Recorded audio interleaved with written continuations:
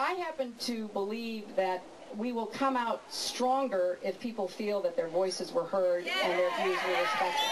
I think that is a very big part of how we actually come out unified. You got to love the Clintons.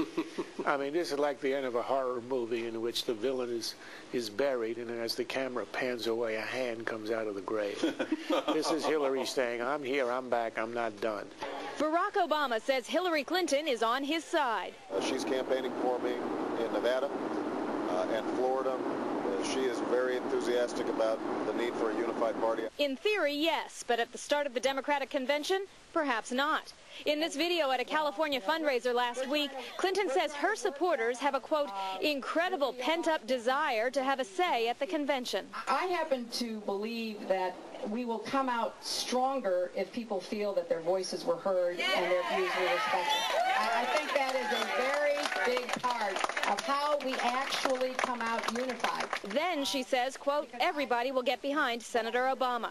But before that, according to a former Clinton campaign aide, Clinton's delegates may want their moment. And one possible way of doing that is to have a roll call that has Senator Clinton's name placed in nomination. That's one option. A roll call vote with vocal Clinton supporters bringing back memories of a bitter primary race is not the tone the Obama campaign wants at the convention, and he may have to step in to prevent it. It's going to take a big effort. It's going to take Senator Obama probably personally intervening to try to get some of these sore feelings on both sides tamped down. Today, Obama was quick to try to minimize any party squabble. And our staffs are in communication with Senator Clinton's staffs, but I don't anticipate any problems.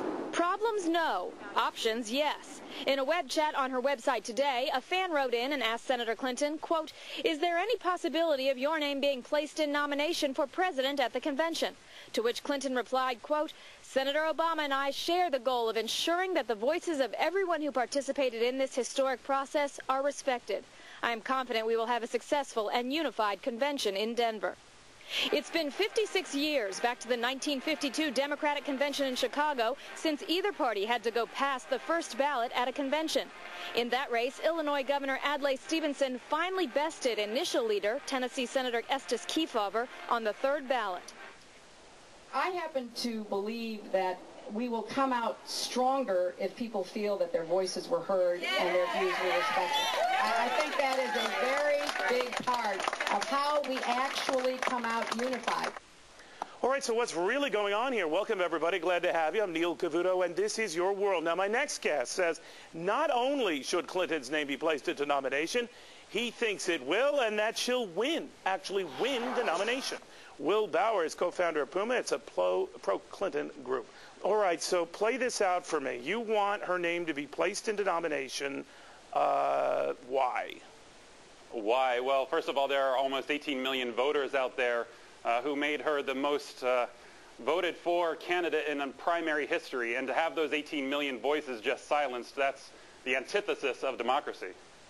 I happen to believe that we will come out stronger if people feel that their voices were heard and their views were respected. I think that is a very big part of how we actually come out unified. You got to love the Clintons.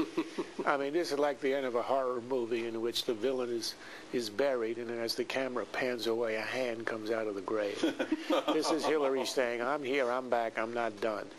Now, what's happening here is this is a huge threat. The threat is, if I'm not happy, I'm going to have demonstrations on the floor, and I might even have a roll call, which will be a huge embarrassment. In 1976, you had Reagan and Ford. Reagan came in only 100 delegates behind out of 2,000. He had a roll call, and he had a 1-hour demonstration on the floor. It was an enormous humiliation to the guy who won and who went ahead and lost the general election. It was also Reagan's launching of the next campaign, which he won in 1980.